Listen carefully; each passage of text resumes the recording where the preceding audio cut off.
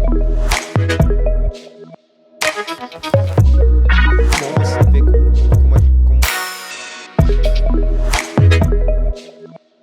RenovaCast, o podcast da Igreja Presbiteriana Nova Jerusalém. E aí, gente, tudo bem? Estamos juntos para mais um episódio do RenovaCast. E hoje eu tenho um time abençoado aqui de pastores que têm algo em comum. Todos eles estão trabalhando no sertão nordestino. E sem mais delongas, eu vou passar para as apresentações, porque eu quero muito que você conheça cada um deles e as histórias que a gente tem para ouvir e comentar aqui hoje. Então, primeiríssimo lugar, gente, sejam todos muito bem-vindos. Glória a Deus pela vida de vocês, pelo empenho de vocês em lugares distantes, alguns mais perto, outros bem mais longes, né? Então, já quero bater o centro aqui para a gente começar essa conversa. A proposta é você se apresentar agora, como diz o Matuto, de onde tu vem, para onde tu vai. Fala quanto tempo você tem já de ministério pastoral, onde você está servindo hoje, casado, quanto tempo de casado. Vamos lá, quem quer começar? Ok. O meu nome é Francisco das Chagas, mas esse nome eu só fui descobrir que era Francisco das Chagas com 8 anos. Vulgo? O Neudinho, pastor Neudinho. Pastor Neudinho. Então, meu nome, que eu sou conhecido, é pastor Neudinho. Eu sou de Senador Pompeu, na cidade de Sertão Central. Tenho, com todo, entre ministério pastoral e trabalho como obreiro, 30 anos. Estou fazendo 30 anos este ano. Então, assim, sou casado, tenho 2 filhos, sou casado com a Eugênia, tenho 2 filhos, o Esdras e a Ívina. E tenho uma alegria hoje de servir lá na Igreja Presbiteriana de Russas, ali no Vale do Jaguaribe. Para quem não conhece, Russas fica a quanto tempo de Fortaleza? Quantos quilômetros? Fica a 165 quilômetros de Fortaleza, mais ou menos 2 horas e meia daqui. Dependendo do pé do motorista, né? Tem um rapazinho aqui de pé pesado que se bobear ele faz em 1h30. Um perigo, viu, esse rapaz? É um perigo. Vamos lá. A estrada com buraco não está dando certo, não. Valeu, Neudinho, muito bom. Matheus. Prazer estar aqui, viu, Mário? Uma alegria estar com você. Cara, alegria nossa. Alegria. Tudo bom? Prazer, pessoal. Meu nome é Matheus Almeida, eu sou aqui de Fortaleza, aqui no Ceará. E eu tenho alguns meses, né, de ministério ordenado, mas como obreiro desde 2020. Né? Eu fui para uma congregação ali no Vila Velha, aqui no bairro do Vila Velha. Perto da Barra do Ceará. Isso. E depois fui transferido lá para a congregação de Tarrafas, né, que é onde eu estou atualmente. Congregação Presbiterial de Tarrafas, que hoje ela se encontra a 450 quilômetros de Fortaleza. Sou casado há 5 anos com Vanessa e é isso. Acho que é isso aí. Maravilha, Matheus. Bom, pessoal, eu sou Salomão, sou membro e pastor licenciado da Nova Jerusalém. Eu desenvolvo o meu ministério desde 2019, apesar de ter sido licenciado somente esse ano, né? Foi o tempo como seminarista, enfim, sendo acompanhado até seguir a carreira no ministério pastoral. E eu desenvolvo essa licenciatura na cidade de Aracoiaba, uma cidade pertinho, aqui a 60 quilômetros de Fortaleza, lá nas 3 igrejas, 3 congregações que nós temos naquela cidade, nos distritos de Pedra Aguda, Jaguarão e de Lagoa Grande. Eu sou casado com a Anice há um pouco mais de 1 ano e nós ainda não temos filhos. Olha, o Salomão é preciso que seja dito, viu? No casamento dele, o homem escreveu uns votos tão bonito para a esposa. Rapaz, falando sério, eu nunca tinha visto isso numa cerimônia de casamento. O pessoal ficou de pé para aplaudir. Eu pedi o papel dos votos e no final eu digo, eu estou vendendo a Xerox aqui para os maridos a R$50. Quem quiser fazer uma declaração, esse é o Salomão. Muito bom, Salomão, ter vocês aqui. Gente, uma pergunta que eu acho que vai ser um bom início para a gente. Matheus falou que é da cidade, o Neudinho é de Senador Pompeu, mas trabalhou muitos anos aqui em Fortaleza. Salomão também é um rapaz da cidade, ali da Aerolândia, né? O que eu queria saber então é, como vocês chegaram no sertão? Salomão já falou um pouquinho, mas pode especificar melhor, mas em que contexto você foi parar nessa cidade no interior do estado do Ceará? Diz aí, Neudinho. Mário, sempre eu tive uma paixão pelo sertão, porque eu nasci no sertão e eu me sentia como que em dívida com o sertão. E já a gente quer ouvir as suas muitas histórias, de experiências no sertão. Então, eu saí de Senador Pompeu aos 22 anos para vir para o seminário. Era obreiro na congregação presbiterial de Senador Pompeu E o meu desejo era voltar, fazer o seminário e voltar para ser pastor em Senador Pompeu. Mas Deus traçou outros planos. Então, quando eu cheguei numa congregação da Igreja Central, da Igreja Presbiteriana de Fortaleza, ali no Jockey, eu me apaixonei também pela igreja, pelo povo e desenvolvi um trabalho. Em 4 anos, a gente organizou. Assim que eu saí de seminário, a gente já organizou, se tornou igreja, e eu passei 16 anos. No bairro do Jockey Club. Jockey Club em Fortaleza. Perto ali do Henrique Jorge, né? Pois é. Depois eu passei 2 anos dando assistência lá a Tarrafas, como pastor visitante 2 vezes por mês. E em 2017 recebi o convite para ir para Russas. E então fui para Russas e também me apaixonei pelo trabalho, pela a cidade, pelo povo. E estou fincando raiz lá. Já vou para o meu 8º ano. Então, assim, eu entendo que eu parei no interior porque, primeiro, eu tenho essa raiz, né? A raiz minha é do interior. Segundo, porque eu tenho uma identificação muito grande com o povo do interior. Por ser do interior, eu tenho facilidade de diálogo, de acesso. E, para mim, é um povo muito bom no trato, né? Na acolhida. No jeito, eu não tenho dificuldade, embora tenha morado tantos anos aqui em Fortaleza, mas eu nunca esqueci as minhas raízes. Então, eu gosto da terra, gosto dos animais, gosto do povo, gosto das árvores, gosto dos rios, gosto dos açudes. Legal. Sempre estou lá com o povo. E, assim, eu entendo também que a mão de Deus vai conduzindo a história da gente, né? E você falou 2 coisas aí, que foi a seguinte frase: eu me apaixonei. Eu acho que esse componente da paixão também pelo campo, pelo povo, né? Pelo clima, isso é o que conta muito também, né? É uma das evidências da mão de Deus. É interessante. Quando eu fui para Russas, eu tinha muito medo da minha esposa não se adaptar. Porque isso tem a ver também. O pastor, quando ele vai para um campo ou é substituído ou vai ser transferido, tem esse temor, porque a família vai junto e a família importa muito, né? Quando eu fui para a Rússia, eu tinha temor da Eugênia não se dar, porque é uma cidade quente, tinha muita poluição por conta das cerâmicas lá. Eu acho que eram 100 e tantas cerâmicas em atuação, em trabalho. Eu não sabia disso. É uma cidade que tem uma das fontes de renda, é cerâmica, né? Muita cerâmica. E tinha muita poluição. A Eugênia adoeceu lá no início, aí eu tinha medo dela não ficar. Mas Deus é tão bom que trabalhou no coração dela e ela quis ficar muito mais do que eu. Depois disso, eu recebi convites para sair, né? E é lógico, meu compromisso com a igreja pesou, mas uma das coisas que pesaram, né, foi exatamente ela não querer sair. Ela gostar da cidade, se identificar com a cidade.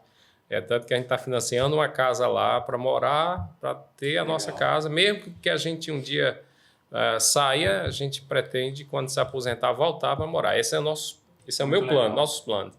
Então, a cidade de Russas é uma cidade que eu me identifiquei muito. É uma cidade de porte médio, né? 80 e poucos mil habitantes. Está bem localizada estrategicamente ali no Vale do Jaguaribe, chamada a capital do Vale. E está desenvolvendo, crescendo. E lá tem acesso ao Rio Grande do Norte, né? Mossoró, 80 quilômetros, Fortaleza, 160 e pouco. Para a praia ali das praias, 80 quilômetros. Então, assim, é uma cidade bem estratégica que eu particularmente tenho me apaixonado. É um lugar muito agradável, né? Eu estive lá recentemente. Deixa eu contar uma coisa para vocês. Diferente, né, do Neudinho, eu sou um menino da cidade, né? E nasci no Rio de Janeiro, vim para Fortaleza novo e quando morei fora, morei num grande centro urbano. Então, para mim, é o cheiro do asfalto, é o barulho de buzina, é a cidade. Claro, o interior tem seus encantos, né? Especialmente culinários, né? E, enfim, mas eu me recordo que assim, sempre que o tempo amanhece chuvoso, eu tenho a tendência de dizer que o tempo está feio. Porque para mim o bonito é o sol, é a praia, né? É a vida colorida da cidade. E quando eu às vezes faço alguma postagem e tal, eu digo, pô, que tempo feio, chovendo, etc. As pessoas que gostam, né, da vida no sertão, né, dizem assim, não, pelo contrário, esse tempo é lindo. Eu me lembrei disso porque o Salomão vai falar agora e ele acabou de mostrar pra gente a foto do local lá inundado, né? Apesar de ser um transtorno que nem carro passa, mas é coisa linda, é isso mesmo. O sertanejo, a chuva é a maior riqueza. Exato. Bom, o sertão, ele entra na minha vida justamente porque a minha vocação nasceu no contexto missionário do sertão, né? Eu sempre fui uma pessoa que gostou muito de estudar a Bíblia, teologia, eu era muito interessado nisso. Já na nossa igreja, na Nova Jerusalém, desenvolvia trabalho de escola bíblica, pregava algumas vezes no Ministério de Adolescentes. Então, eu sempre gostei dessas áreas assim de estudo e de ensino. Porém, eu nunca tinha me despertado para o ministério pastoral. Algumas pessoas já tinham falado que eu tinha jeito para pastor, que eu poderia ser pastor e tal, mas essa não era a minha intenção. E lá em 2019, quando eu comecei a ir para o sertão, e mais intensamente em 2020, mesmo durante a pandemia, quando eu comecei a ter mais contato com os irmãos, a participar mais dos cultos, indo a priori a convite do nosso amigo Felipe Lobão para ajudá-lo lá com a escola bíblica do sertão, indo a priori para isso, eu comecei a despertar de fato para o lado pastoral da coisa, cuidar dos irmãos. E aí, orientado lá pelo pastor Freire, eu fui crescendo nessas atividades pastorais. E não, mas espera aí, o nome do pastor Freire não é um nome que você possa citar en passant. O peso da influência do Freire na sua vida é bem mais robusto, né? Claro. Diga aí, como é que esse homem lhe acendeu a chama da paixão? Chama de Pai Freire. Exato, isso. Um abraço aqui ao nosso querido pastor João Freire Neto, viu? Pastor das 3 igrejas do sertão. Ele, porque está muito velho, já velhinho, estava precisando de um cara novo para ajudá-lo. Freire, aqui é uma paixão grande aqui, viu? Eu disse que vai mandar um saco de laranja para sua casa. Laranja lá de Russas. Prossiga, Salomão. Bom, todo esse desenvolvimento que eu estou falando foi debaixo da mentoria do pastor Freire, né? Tanto a minha chegada lá, como as aulas que eu estava ministrando de escola bíblica, que era inicialmente esse o projeto, tudo debaixo da tutoria dele e também da intenção dele, da intencionalidade dele em ver e enxergar em mim uma vocação. E isso foi se desenvolvendo, porque ele foi abrindo espaço, ele foi criando conversas que levavam para esse caminho, até chegar o dia de me colocar na parede mesmo, dizer, olha, você está fazendo isso, você está fazendo aquilo, você está desenvolvendo, nós enxergamos isso, nós temos essa intenção, e aí, você tem que tomar uma decisão. Então, foi nesse contexto missionário, lá com o pastor Freire, com o Felipe, no sertão, em que a minha vocação nasceu de fato, em que eu tomei uma decisão e em que eu comecei a exercer o ministério pastoral. Então, o sertão entra na minha vida dessa forma. E eu sou também, assim como o pastor Mário, uma pessoa da cidade, né? Eu nasci aqui, me criei aqui e eu, inclusive, gosto muito de prédio, de trânsito, dessas coisas da vida aqui. Então, foi surpreendente mesmo ter nascido a vocação lá, porque mato, essas coisas e tudo mais, não é o meu estilo, mas a vocação nasceu lá, com as pessoas de lá, com o desenvolvimento do trabalho lá no sertão. Então, obra de Deus mesmo. Muito bom. Legal. Fala, Matheus. Mas no meu caso, é bem semelhante a vocês dois, né? Diferentemente do pastor Neudinho, eu sempre fui um cara urbano também. Não nasci em Fortaleza, sempre, a maior parte da minha vida eu morei aqui em Fortaleza também. E aí tive um período de intercâmbio, onde eu morei fora, mas também era no grande centro urbano. Então, assim, o sertão, o interior, ele nunca, assim, nem férias.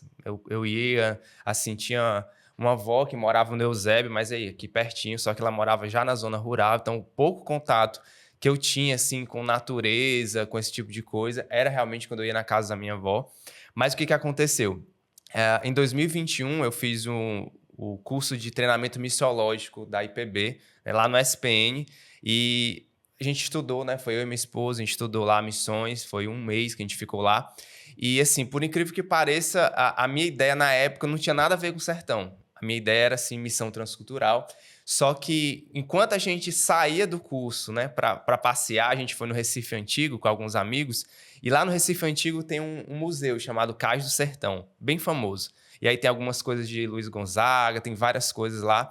E, naquele momento, tinha uma experiência audiovisual nesse museu, né? A gente passava tinha sanfonas, tinha várias coisas. E tem um momento que a gente entrava como se fosse um pequeno cinema e tinha um pequeno documentário. Um documentário onde não tinha falas, era apenas imagens. E eram imagens do sertão. Então, assim, começava o dia, já do nascer do sol, aí ia passando, meio-dia, e finalizava com uma festa. Aí as pessoas chegando de bis, aquela toda assim, aquela festa, o povo dançando, aí acabando a festa, aquela coisa toda. E eu lembro que nesse curta-metragem, né, teve algumas cenas que chamaram muito a nossa atenção. E uma delas eram algumas crianças, assim, uns olhares perdidos, assim, de crianças, uma realidade mesmo do sertão. E aí, quando a gente saiu desse ambiente audiovisual, a gente começou a conversar. A gente pensou assim, poxa, será que Deus não está chamando a gente para passar um período no sertão? Isso foi em julho de 2021. Aí aquilo ficou na nossa cabeça, a gente voltou para Fortaleza, a gente começou a orar sobre isso. De outubro, a partir do mês de outubro, a gente começou a orar mais intensamente sobre essa questão. E aí, um pouco antes disso, né, em 2016, a gente teve algumas experiências de romarias, né, com o pessoal da Jocum Sertão.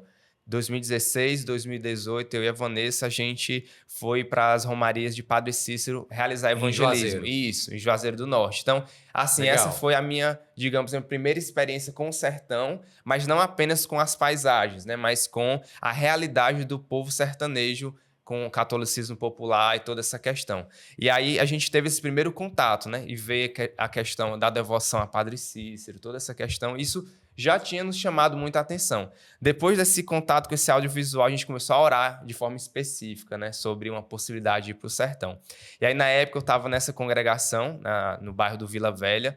Eu lembro como se fosse hoje. Aí eu fui prestar um relatório de atividades, né, para o pastor Rogério. E aí fui pregar na igreja, prestei o relatório de atividades. E quando acabou o culto, eu fiquei na porta da igreja esperando o Uber para ir para casa. Aí o pastor Rogério no telefone, falando com não sei quem.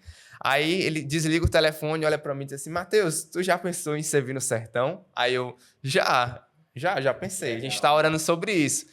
Aí ele, pois tem uma possibilidade, tá, Rafa, aí falou. Aí, mas tem que ser assim, pra agora. Aí eu, não, peraí, deixa eu chegar em casa, conversar com a minha esposa. Aí cheguei, conversei com a Vanessa, expliquei pra ela, olha, lembra que a gente estava orando desde outubro para uma possibilidade no sertão? Quem sabe Deus não está nos chamando? Aí foi onde teve a possibilidade de ir para Tarrafas, né? Mas antes nós não sabíamos, não tinha ideia de onde era Tarrafas. Eu pensava que tinha pro lado de Russas, né? Minha cabeça, lado de Russas, é perto da praia. Já é quase chegando em Juazeiro, né? Isso, quando eu coloquei no mapa, meu Deus, como é longe, né? É próximo de Juazeiro, que é a realidade de sertão que a gente tinha, né? Então, meu percurso com o sertão foi isso, né? E você e Vanessa já estão lá há quantos anos? A gente chegou em 2022, então a gente está entrando no 3º ano agora. Legal, muito bom.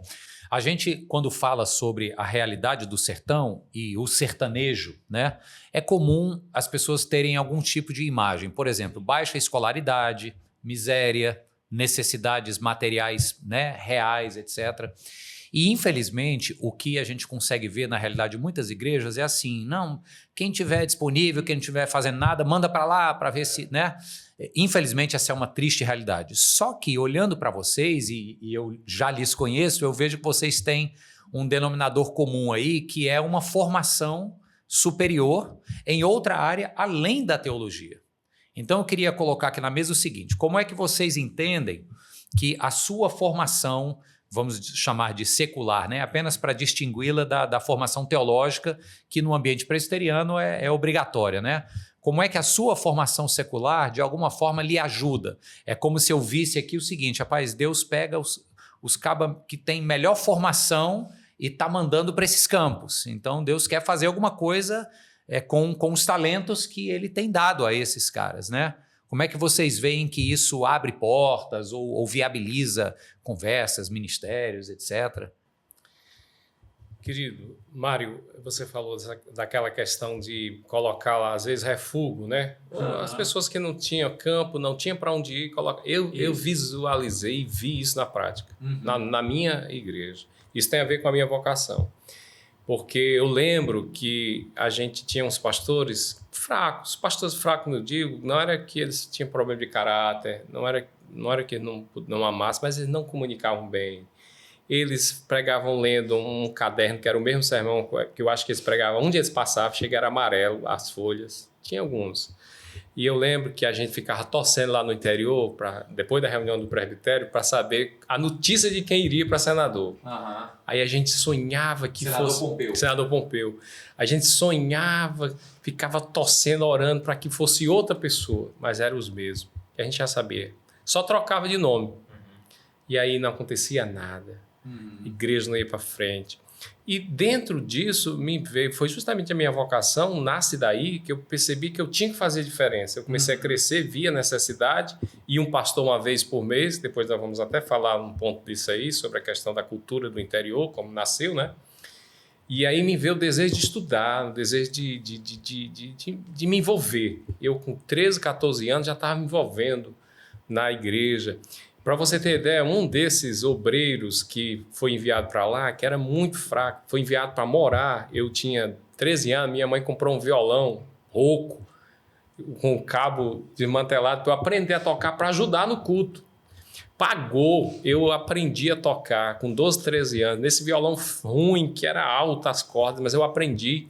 Aprendi os meus primeiros louvores e fui falar com o obreiro, eu não vou dizer o nome agora, por uma questão ética, já até faleceu, que queria participar do culto, da liturgia do culto, para tocar. Sabe o que ele disse? Ele disse, não, aqui não entra violão, não, é só as vozes mesmo, que é mais bonita, é mais harmoniosa. O violão vai fazer zoada, vai fazer barulho. Pra você ter ideia da cultura e da mente. Isso para mim, naquela época, foi um balde de água fria, eu quase saía da igreja. Não saí porque eu entendia que Deus me queria ali. Comecei a trabalhar com jovens e tal, e aí foi quando eu vim para Fortaleza, estudar, né? Quando eu cheguei à maioridade. Depois eu entendi, meus amigos quase todos foram para outros cursos. Os colegas que eu tinha na faculdade foram para o direito, né? Tinha no seminário foram para o direito, e eu dedicado à igreja. Com o tempo eu percebi que era necessário. E aí fiz o curso de direito, e sobre a pergunta, essa questão de abrir portas, facilita, né? Ajuda, fundamental. Primeiro pela mudança de mente, de mundo, de visão de mundo. Você tem uma outra visão de mundo, né? Fora daquela caixa, né? Da caixinha da religião.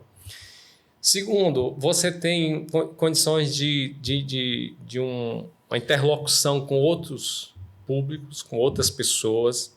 Impõe, de alguma forma, algum respeito, porque quando você diz que, por exemplo, é advogado, as pessoas já olham para você e veem que você não é uma pessoa que está lá por falta de opção. Além, né, de respeito, credibilidade. Credibilidade. Também, né? Essa questão da credibilidade mesmo, eu estou falando de respeito. E ajuda você a abrir diálogos, né?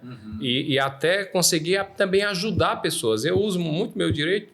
Eu não ganho dinheiro de direito, que eu faço mais a consultoria de graça. E ajuda o Ministério. Pessoas da igreja que são injustiçadas, pessoas que a gente vê que não têm acesso à justiça porque são pobres. Eu ajudo muitos. Estava acabando dos bastidores aqui, estava orientando uma irmã da igreja. Eu vi. Então, assim, isso também ajuda a contribuir com o ministério pastoral, com ajudar pessoas, né? Então, eu não me dediquei ainda ao direito, no sentido de advocacia, porque nem tem tempo. Né? Algumas questões de parcerias, mas eu uso muito o direito para abençoar, para orientar, para mostrar caminhos. Pessoas que eu sinto que estão sendo injustiçadas, que não estão tendo acesso à justiça, eu tento mostrar os caminhos que elas podem trilhar, e isso ajuda. Legal. Isso é o meu trabalho também, né? Salomão, você está estudando o quê? Engenharia de telecomunicações. Eita, nós vai usar isso como lá em Aracoiaba? Diz Explica aí. pra gente. Isso aí vai ser o assessor do... Por incrível que pareça, é muito útil, porque engenharia de telecomunicações é um dos cursos da área de TI. Então, a gente desenvolve muito habilidade com eletrônicos, computador, etc.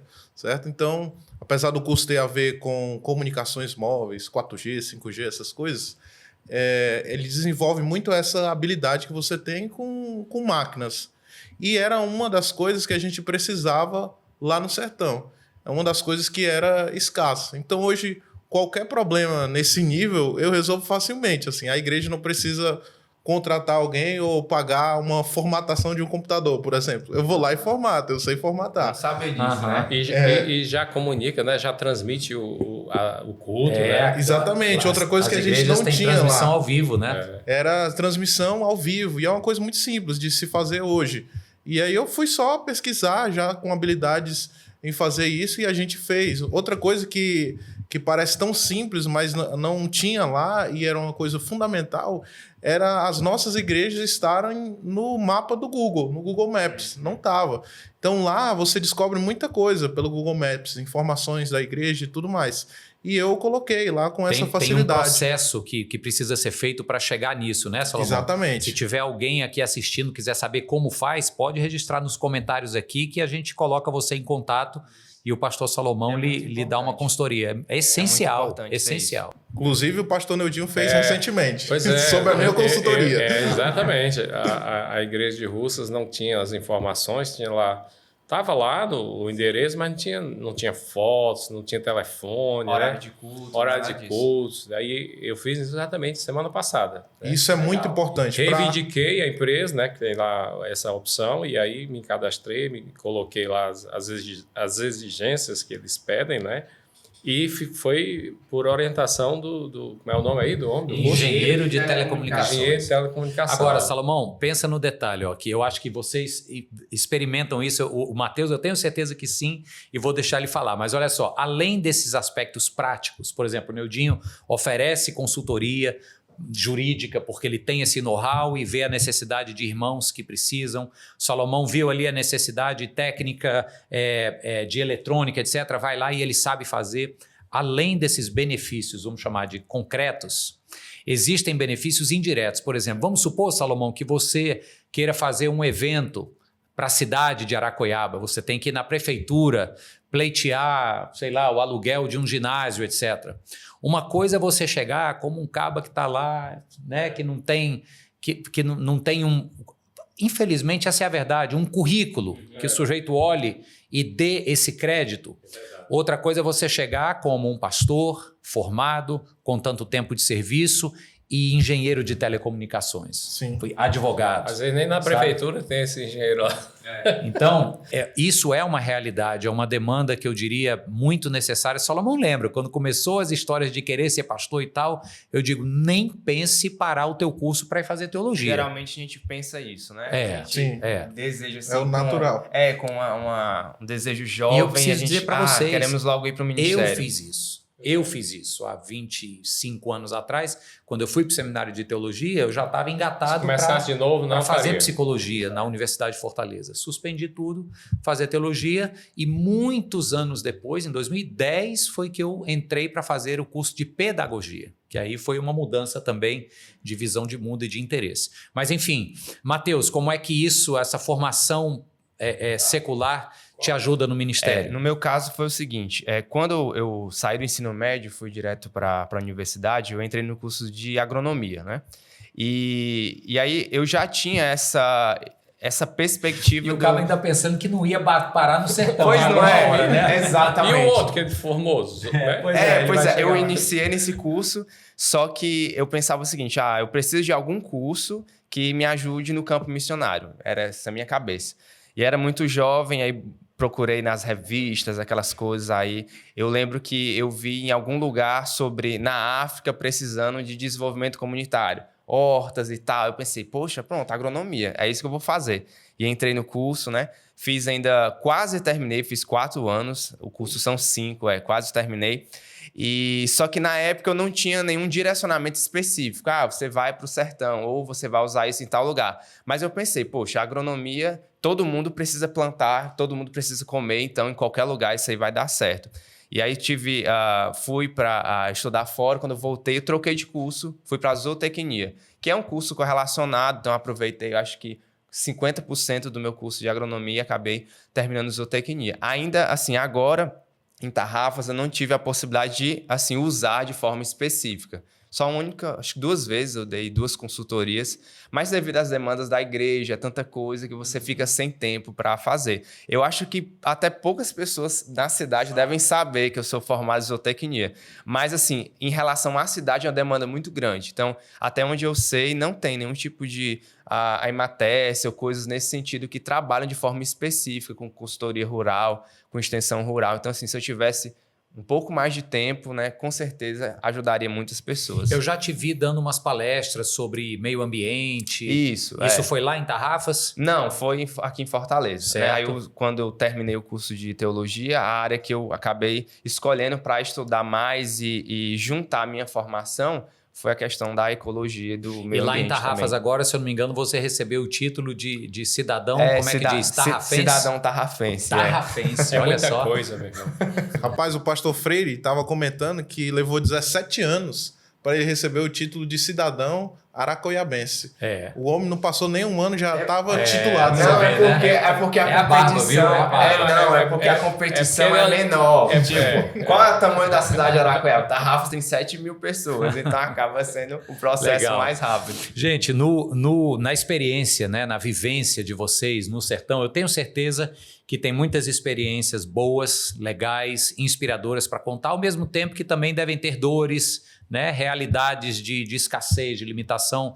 Vamos fazer um bate-bola agora sobre dores e alegrias, né? Que experiências vocês têm para contar para a gente sobre momentos bons, de pura realização, de visualização ali do agir de Deus inequívoco, e outros momentos, né? Vamos botar papo reto aqui, papo real, onde você sentiu frustrado, né, questionou a vocação, etc. Queria que a gente partisse para esse campo aqui agora, ok? Salomão, começa com você. Pronto, falar de alegria no sertão é muito fácil, porque nós temos muitas alegrias lá. E eu acredito que o ponto central das alegrias que eu tenho numa vivência ministerial no sertão é o povo, a receptividade do povo. O povo sempre é muito amigo e receptivo. Então, eu cheguei lá como um completo desconhecido para poder dar aula de escola bíblica, alguém que estava caindo de paraquedas, que eles não conheciam, e a receptividade foi assim enorme, de você ser chamado para as casas das pessoas, para almoçar, jantar, tomar café da manhã ali com elas, sempre numa mesa muito farta, a receptividade do recebimento mesmo, acolhimento, a maneira de falar das pessoas, nunca um olhar assim desconfiado, crítico, mas sempre um olhar amigável, aberto àquilo que você está fazendo. E isso não mudou com o tempo, né? Com esse tempo lá, né? Isso foi desenvolvendo, na verdade.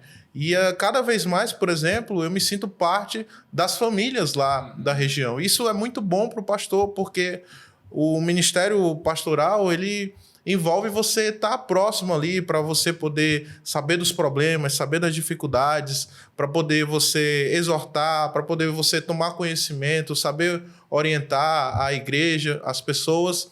E com essa abertura que os irmãos têm, que eles dão, isso é uma alegria, porque facilita muito o nosso trabalho, porque você sabe o que está acontecendo numa casa. Isso. Você sabe para onde você pode direcionar, você sabe o temperamento de uma pessoa, o jeito, porque você simplesmente convive.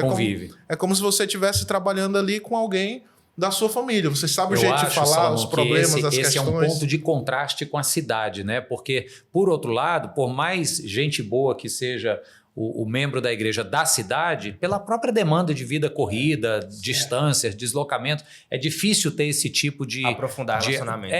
De acolhimento, de hospitalidade sempre ali, né? A desconfiança muito legal. Prevalece, a desconfiança, né? Pois é, e no sertão isso é mais fácil, assim, e isso facilita muito o nosso trabalho. Então é uma alegria, porque eu não tenho dificuldade com isso, com saber chegar, porque eles já chegam antes.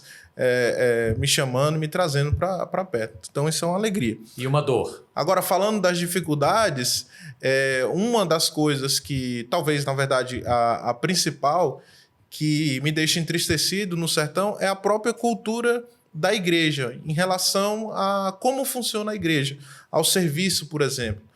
Lá no sertão, nas 3 igrejas e talvez também nas igrejas dos irmãos que estão aqui, nós temos uma cultura muito de... é uma pessoa que faz as coisas e é quem vem. No caso, o pastor, o missionário, a equipe do pastor, a equipe do missionário, é ele o responsável por culto, por palavra, por ministério e por tudo que vai acontecer na igreja. Do ministério de crianças ao ministério de jovens, à reunião das senhoras, é tudo a mesma pessoa, é muito centralizado. Então, diferente daqui, na capital, com a vivência de igreja que eu tenho aqui, lá as pessoas não têm muito esse senso de pertencimento à igreja, do tipo, eu tenho que fazer a igreja acontecer. Então eu vou liderar, eu sou uma senhora, eu vou liderar o ministério de senhoras, eu vou marcar reuniões, eu vou fazer a igreja acontecer. Eu sou jovem, eu tenho que fazer as coisas irem para frente, o ministério de jovens andar. Não, é tudo muito na visão que está nas mãos daquele que veio fazer, exercer a obra. Isso sobrecarrega demais. E entristece porque a gente luta contra isso, fala sobre isso, tenta instigar, mas como é algo cultural, enraizado... É lento o processo. É muito lento. As pessoas até tentam fazer, assim, ou fazem uma vez ou outra quando você instiga, cutuca, assim, mas acaba que se você deixar, vai parar, não vai acontecer, se não for você ali o tempo todo. Então, isso é um grande desafio. Imagino. Aí é uma cultura que precisa ser trabalhada e mudada ao longo do tempo, né? Tem um colega nosso que está longe agora, ele não pôde estar aqui, até porque não caberia, mas que eu fiz questão de trazê-lo para a mesa. E ele vai falar com a gente diretamente agora das beiradas do Açu de Castanhão. Entra no ar aí, nosso querido pastor Eudes.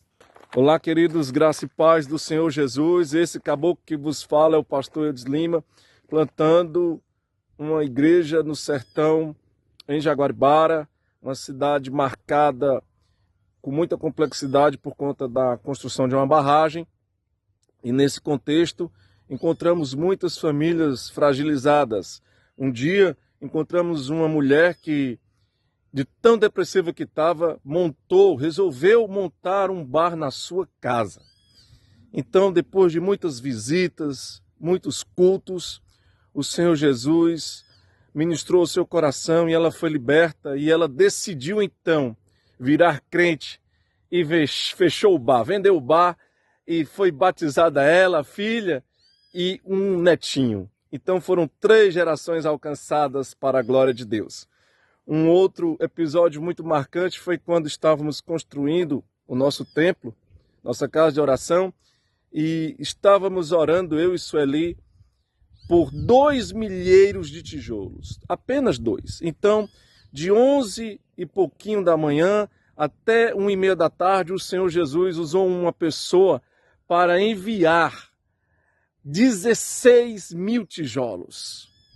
Então, é esse o Deus que opera em todo lugar. Eu quero agradecer ao Presbitério do Ceará, a todas as igrejas que têm nos abençoado, que o Senhor continue abençoando a vida de vocês em nome de Jesus. Muito obrigado por todo o carinho. Um grande abraço. Maravilha, pastor Eudes, um grande abraço. Esse é o Deus que faz milagres, né? Que gera, que provê aquilo que aos olhos do homem é impossível, né? Quero ouvir tuas histórias, Mateus, dores e alegrias no campo de Tarrafas. Como o Salomão falou, as alegrias elas são inúmeras, né? E a minha alegria de forma bem específica, ela está bem relacionada com a minha vocação também, o descobrimento da minha vocação. Depois de ter ido para a universidade, ter estudado, o que me fez, vamos colocar assim, abandonar a carreira acadêmica, o meu sonho era continuar a carreira acadêmica. Então, mestrado, dar aulas, na etc. época que eu estava na agronomia, eu cheguei a fazer estágios na Embrapa, então eu amava aquela área de pesquisa e tinha, na época, oportunidades como crescimento acadêmico e profissional. Só que, ao mesmo tempo, como jovem, era bem envolvido na igreja, na atividade da igreja local. E o que me fez abrir mão da carreira acadêmica e olhar para o lado pastoral, ministerial, foi que depois de amar e perceber que eu amava bastante a área acadêmica, eu percebi que eu amava mais outra coisa, que era ver a palavra de Deus transformando pessoas. Então, essa alegria em ver isso acontecendo no sertão é muito gratificante. Então, ver, no caso, ver as pessoas sendo transformadas, no nosso caso bem específico, né? Ver a mudança na postura dos homens da igreja, o pastor Neudinho conhece muito bem, ver em pouco tempo como eles estão se desenvolvendo, como eles estão pegando o trabalho de fato, né? E isso, assim, tem encorajado muito o meu coração, né? Isso é uma grande alegria. Meu coração também se alegra quando eu vejo. Em ver isso, né? Como eles estão realmente se envolvendo. E outra alegria lá também é a nossa escolinha de futebol discipulado, né? Que foi uma coisa que a gente sempre, pelo menos eu, sempre sonhei em fazer E ao visitar congressos missionários, a conversar com outros missionários, a gente sempre via o futebol, o esporte, como uma ferramenta, né, de evangelismo, discipulado. E na nossa cidade, o esporte mais praticado é o futebol. Então eu olhava para as crianças, né, nos bares, as crianças depois da escola na rua, e eu sempre falava, poxa, vamos fazer algum tipo de projeto social, alguma coisa nesse sentido? Aí chamei esses homens da igreja, sentamos, vamos projetar algo, né? Um projeto de futebol, uma escolinha de futebol. E aí, pela graça de Deus, aconteceu, né? A gente já está aí com alguns meses, a escolinha funcionando. E hoje a gente tem em média de 40 crianças, né, matriculadas no nosso projeto e tem sido muito bom. A gente fazer visitas, conversar com os pais e aí ver os pais agradecendo o projeto, falando como as crianças estão se desenvolvendo, estão mais obedientes, estão buscando a Deus, querendo ler a Bíblia, ver todos esses benefícios que um projeto tão simples, que a gente começou sem nada, né? Pedindo dinheiro a um, pedindo dinheiro a outro, e hoje a gente já tem uma certa estrutura, né? E a gente tem visto Deus fazendo muitas coisas, né? E a tristeza seria mais não em relação ao sertão, né, mas em relação ao meu próprio coração, né, de você estar em uma cidade pequena, um pouco distante, então eu tive muita dificuldade com a questão da comparação. Então, a olhar outras pessoas, outros ministérios, a olhar o meu coração, então, vendo o próprio contexto do sertão, que por ser um lugar pequeno, ele, como o Salomão muito bem pontuou, é um lugar onde as mudanças acontecem muito devagar mesmo. E as pessoas são resistentes a mudanças. Então, falta o quê? A dinamicidade de um trabalho urbano. Então, na minha cabeça, quando eu cheguei, era que as coisas iriam acontecer como acontece na cidade. E não é assim que acontece. Então, a minha dificuldade, a minha maior tristeza foi essa, em entregar tudo, você vai com tudo e as coisas acontecendo de forma lenta, né? Então, ao olhar outras igrejas na cidade, ver como elas estão acontecendo, com ministérios, com não sei o quê, e você fala, poxa vida, eu estou tentando ali e as coisas não acontecem, né? Então, a minha tristeza maior foi essa, né? Essa comparação e ver que o que é pequeno acaba sendo difícil também com mudanças e tal. Então, a minha tristeza foi essa. Me lembrei, rapaz, de uma frase muito bacana que eu queria deixar para o seu coração, de um psicólogo canadense, que ele diz assim, sobre comparação, né? Olha como é bacana. Ele diz assim, não se compare com quem o outro é hoje. Compare-se com quem você foi ontem. Então, quando a gente fica olhando para o outro, né? Você olha para a igreja do vizinho e essa comparação ela é muito prejudicial. Agora, se você olhar para quem o Mateus e o Ministério de Tarrafas foi há um ano e como está hoje, essa é uma comparação sadia. Com certeza. Né? Benção, muito bom. Diga aí, Reverendo Francisco das Chagas, vulgo Neudinho. Eu sou mais velho aqui, tem muitas histórias, né? Querido, assim, a grande alegria minha, parecido muito com o que o Mateus falou, é ver Deus usar a sua vida, usar a minha vida para mudar realidades. E ver que mesmo nas minhas deficiências, com os meus limites, Deus transformou vidas através do meu ministério. Assim, tem várias, mas assim, tem duas histórias bem rápidas. Uma do irmão Antônio, quando eu cheguei em Russas, um cadeirante, que era deprimido, viciado, casado com a irmã da igreja, mas não queria saber da igreja. E um dia resolveu ir para um encontro de casais para ouvir uma palestra minha. Ele ficou impactado e depois ele disse assim, eu queria fazer um discipulado. E no discipulado eu pude acompanhar o drama, várias tentativas de suicídio. Puxa. 3, ele disse que um dia pegou o revólver para atirar na cabeça dele e ele disse que não sabe por que não atirou. Então ele contando as histórias, né? E aí eu fui trabalhando, ele era viciado em cigarro, fumava demais. Até o dia que ele me chamou e disse assim, é o último dia que eu fumo, deixou de fumar, passou por uma abstinência muito grande. Mas está lá na igreja firme, na campanha do ar-condicionado que nós estamos fazendo agora para climatizar, ele é um dos mais empolgados, pedindo recurso e tal. É um dos mais empolgados. Então é um fruto do meu trabalho. Então assim, valeu a pena, né? Esta vida valeu a pena. Tá com a família toda na igreja, a mulher, as filhas. Inclusive a filha dela que trabalha na área da questão de comunicação, a filha dele. Né? Consultoria com ele. Né? E aí outra história foi de Senador Pompeu, que eu tenho que contar, que eu guardo no meu coração, a alegria de ter mudado a história de um menino, de um jovem chamado Raimundinho. Inclusive, quando terminar aqui, depois do almoço, eu vou vê-lo. Ele está na igreja lá que o Júnior pastoreia, na Betânia. É o zelador lá. Um dia, em Senador Pompeu, nós ainda jovem, né, a turma da igreja, o jovem envolvido, como eu disse, estava começando a me envolver para poder mudar a realidade, para um dia, né, aquela igreja crescer, deixar de ser aquela igrejinha, congregaçãozinha.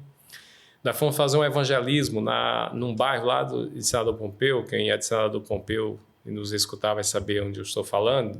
Alto do Cruzeiro. Era um bairro muito pobre, favela, né?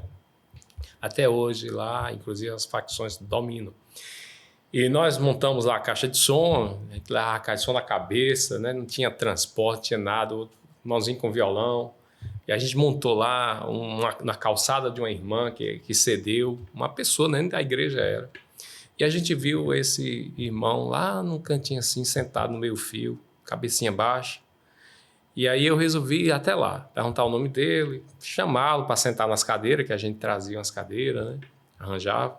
E ele disse, não, eu não presto para isso não dá pra, eu não presto para nada. Aí começou a contar que estava mal, inclusive já tinha decidido tirar a vida dele. Desempregado, ele é muito pouquinho, porque ele passou muita fome na infância e não desenvolveu. Ele é bem pouquinho, a gente chama de Raimundinho. Pequenininho, magrinho, mas um menino muito inteligente. Ele era um dos melhores alunos da escola lá no ensino médio. Dedicado, mas ele se via como a pior pessoa do mundo. Não conseguia arranjar namorada, aquela história, né? Os pais humilhavam. Rapaz, ele contou a história dele, eu choro até hoje quando eu lembro. Aí eu disse, mas Deus pode mudar a sua história. Vamos para lá ouvir a palavra? Aí ele foi. E ele se converteu naquele dia. E eu fiz o discipulado com ele também. E eu chamei para perto de mim como um filho. E disse, eu vou ajudar a mudar a sua história. Você vai ser uma nova pessoa.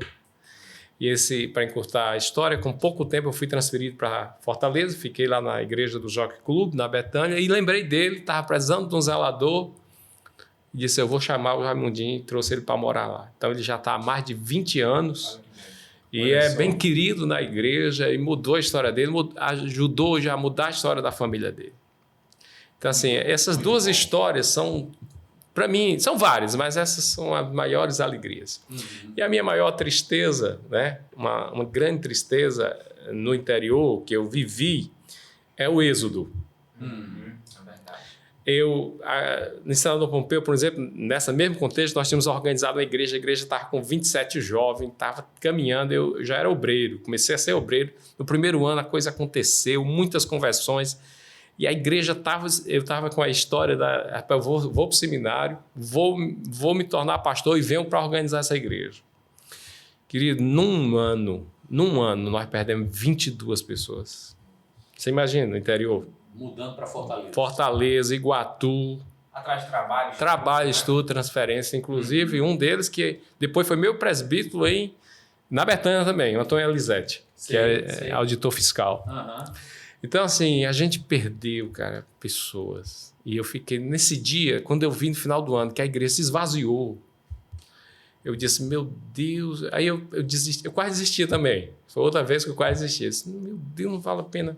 Você constrói, já está com uma estrutura de pessoas para ajudar, recursos financeiros que foram embora.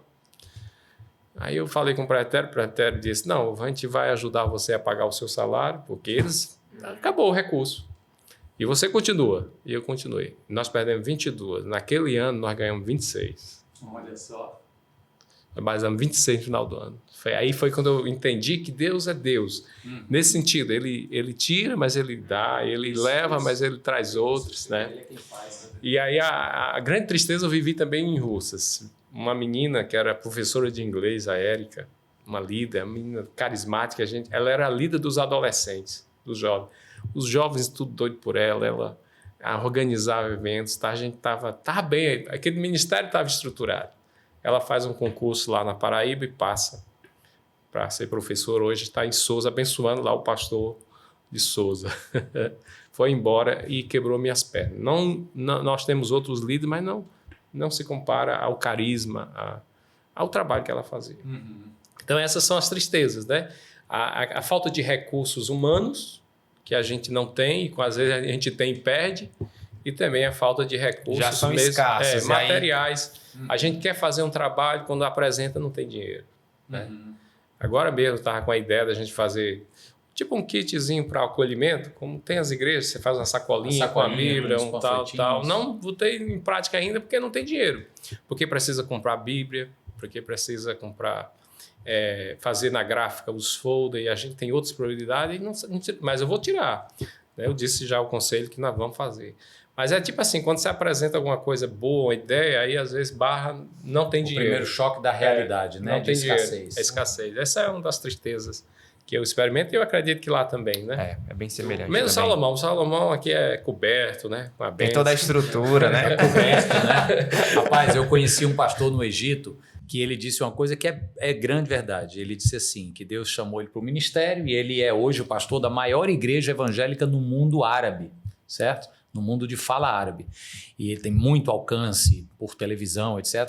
E ele disse que lá atrás, no início, ele sentiu esse chamado de Deus e fez uma oração para Deus. Senhor, eu aceito o seu chamado, com uma condição. Ele até conta, né, brincando, dizendo, quem sou eu para colocar a condição? Ele disse, eu vou fazendo e o senhor paga a conta. Seu banco, é o seu banco. Eu vou fazendo e o senhor banca. Brincadeiras à parte, é nitidamente o que acontece. Então, meu irmão, assim, o dinheiro já existe, o dinheiro já está no bolso dos crentes, sabe? Vai chegar na hora certa para o projeto certo. Amém? Gente, acho que olhar um pouco para a história também ajuda a gente a entender muito do que está sendo conversado aqui, especialmente essa coisa das alegrias e das tristezas, né? Ambos constataram aqui que o campo do sertão é um campo que requer uma assistência, sempre há uma expectativa em quem vem de fora. E a pergunta de onde isso veio, como que se criou essa cultura, acredito que ela seja explicada pelo um pouco da história, né? Dos avanços missionários rumo ao nosso sertão. Queria pedir ao Salomão, que eu sei que estuda isso e que conhece, como é que você faz esse link, Salomão, entre a história do presbiterianismo que avançou para o interior do Ceará e a constatação da cultura que nós temos hoje? Pronto.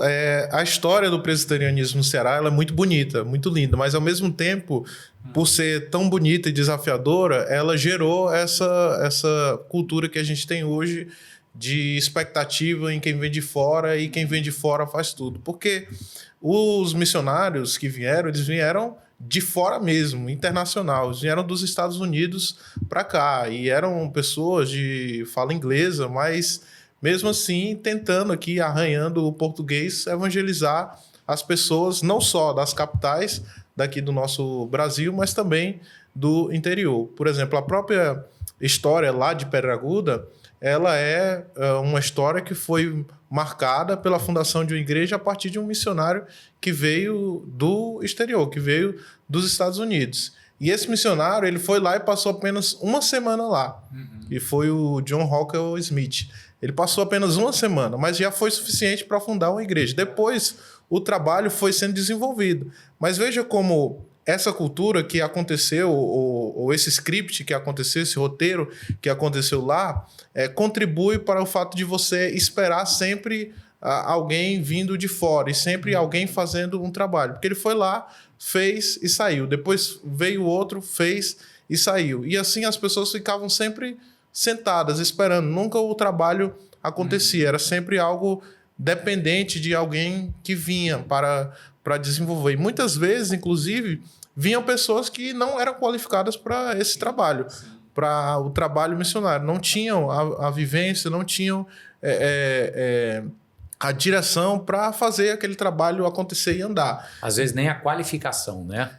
Então, por exemplo, a nossa igreja lá de Pedra Aguda, ela é uma igreja que tem mais de 140 anos, se a gente for contar a visita do John Rockwell Smith. Mas até hoje ela não é igreja. Não se desenvolveu como igreja e ainda é uma congregação. Muito porque as pessoas que não tinham essa qualificação iam lá, aí às vezes quase que matavam o trabalho, aí tinha que chegar revitalizar, para o trabalho acontecer de novo, e assim foi se indo, porque as pessoas de lá mesmo não desenvolviam, estavam sempre esperando. Salomão, só um minuto para quem está assistindo a gente que talvez não entenda a nossa nomenclatura de não é igreja, é congregação, só explicando, né, que no ambiente presbiteriano, para ser uma igreja, você precisa ter alguns critérios como, por exemplo, a autossuficiência, né, financeira, um conselho instituído, portanto, líderes formados. Enquanto não se alcança esse patamar, a igreja será uma condição de congregação, ou seja, terá uma outra igreja dando algum tipo de sustento na liderança e nas finanças. Então, eu só quis explicar para a turma entender que ao longo de 100 e tantos anos não se conseguiu chegar a esse patamar, né? Só de sobrevivência. Isso. Muito De por igreja causa organizada. disso, dessa cultura, porque sempre foi alguém que veio, chegou e fez, e depois saiu. Aí ficava à espera do outro. Porque as missões, elas são assim. Se a gente pegar as missões na própria Bíblia, Paulo era assim. Ele ia lá, fazia, ficava na igreja um tempo, mas depois ele ia para outro e tal. Só que a igreja se desenvolvia.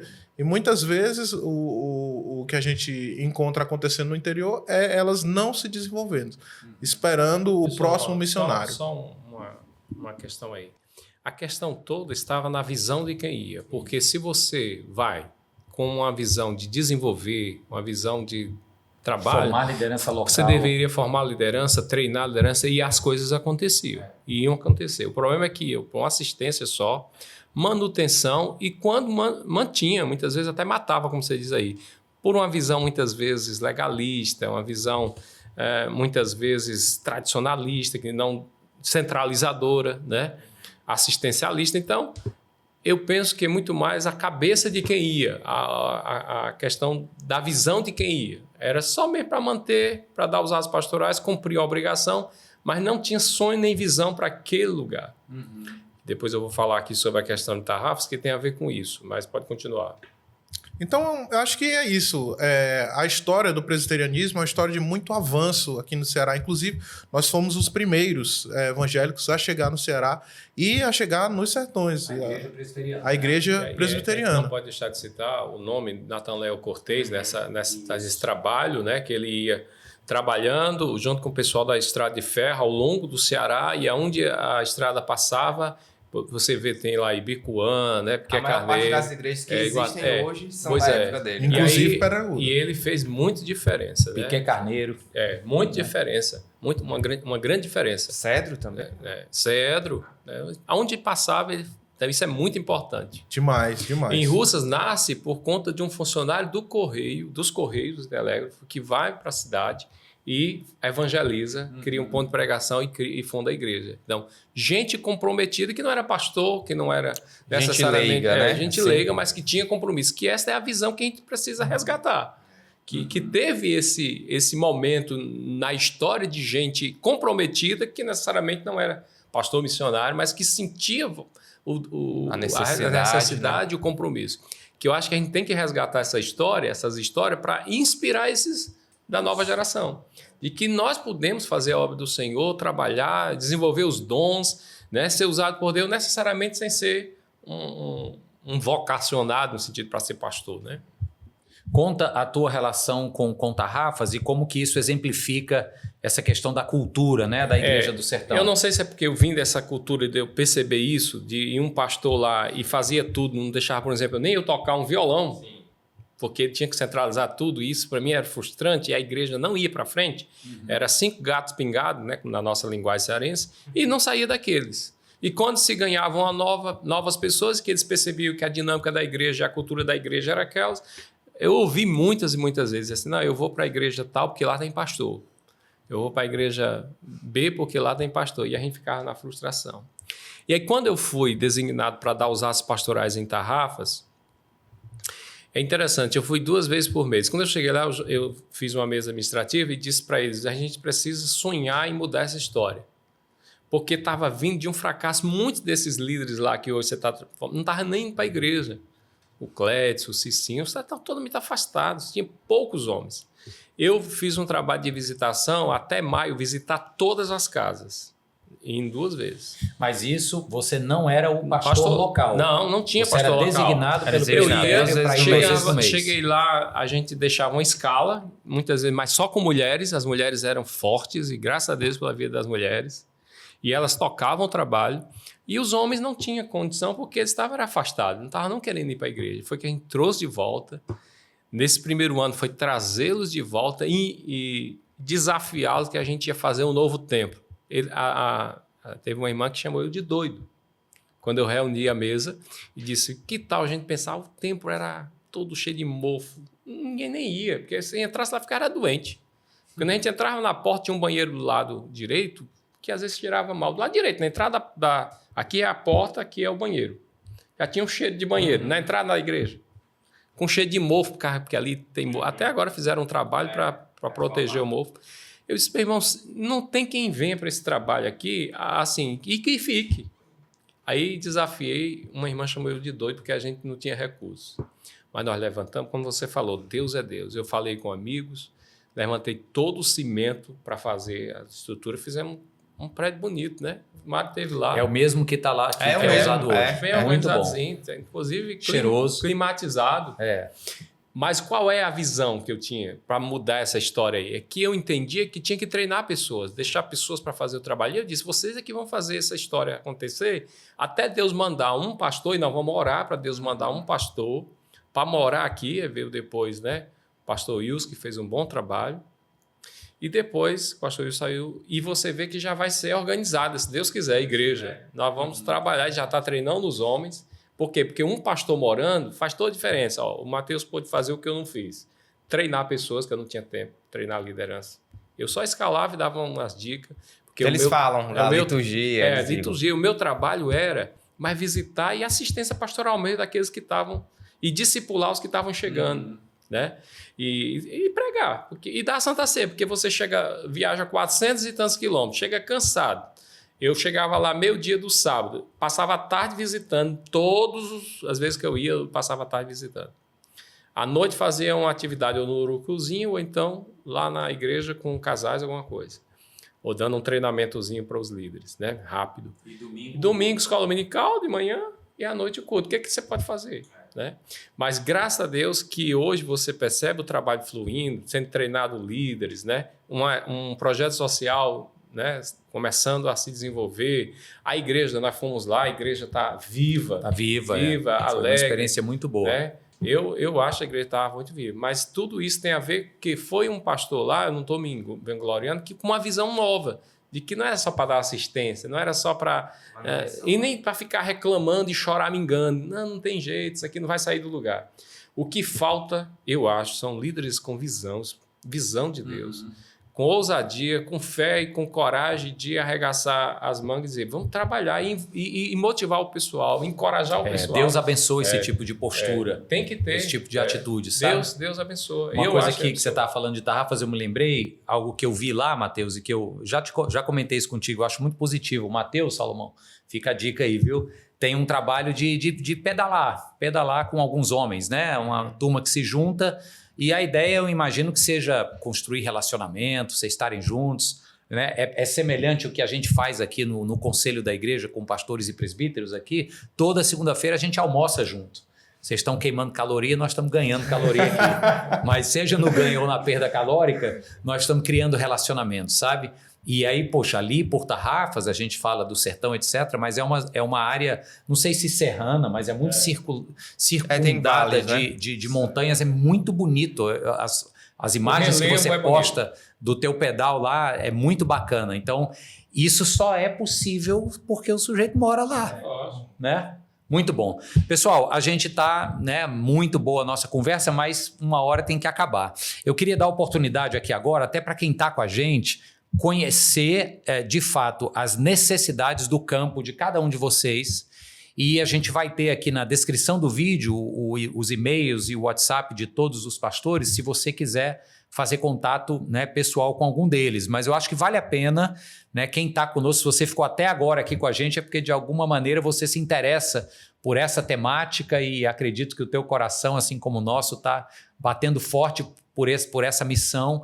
E quem sabe você pode ser um instrumento para ajudar nesses projetos. Então, os minutos finais aqui do nosso programa, eu queria que você olhasse, né, para a sua câmera e falasse com quem está assistindo com a gente sobre qual projeto que você está desenvolvendo agora no teu trabalho e que você precisa de um apoio. Seja um apoio de oração, seja um apoio de gente para ir para lá ajudar, ou um apoio financeiro, não tem problema nenhum. É como eu falei, o dinheiro já está no bolso do povo. Basta Deus tocar e chegar na conta certa para que a obra continue. Então, vamos terminar cada um tendo essa oportunidade de apresentar o seu projeto e, no final, a gente, então, deixa os dados para quem quiser contribuir, ok? Quem quer começar? Eu posso começar. O Matheus aí tem um projeto muito bonito que vale a pena ajudar, né, com as crianças. E lá em Russas também tem a ver com isso. Além dessa ideia de não ter recursos, às vezes, para básico, né, porque o que entra é só para pagar a despesa, mas agora mesmo nós estamos numa campanha lá de climatização. O Mário já está sabendo, o prefeito já até nos ajudou. Nós, graças a Deus, eu com meus amigos e a igreja também com amigos, conseguimos já 2 aparelhos de ar-condicionado. Mas precisa, pai, é tão fresquinho. Sei lá, irmãos, lá... Brincando, viu, gente? Para você ter ideia, as pessoas não ficam. Chegam e o calor é insuportável. Eu já teve pessoas que disseram, pastor, essa igreja é boa, o senhor prega bem, mas eu vou atrás de uma igreja que tenha um mínimo de condição de a gente assistir meio do culto. Eles assistiam o culto. E a gente viu a necessidade de enfrentar. Então, um projeto que a gente está precisando para concluir. A gente já vai trocar as janelas, estão trocando hoje, inclusive. Precisei levantar recursos para tirar a janela de madeira, colocar janelas de vidro.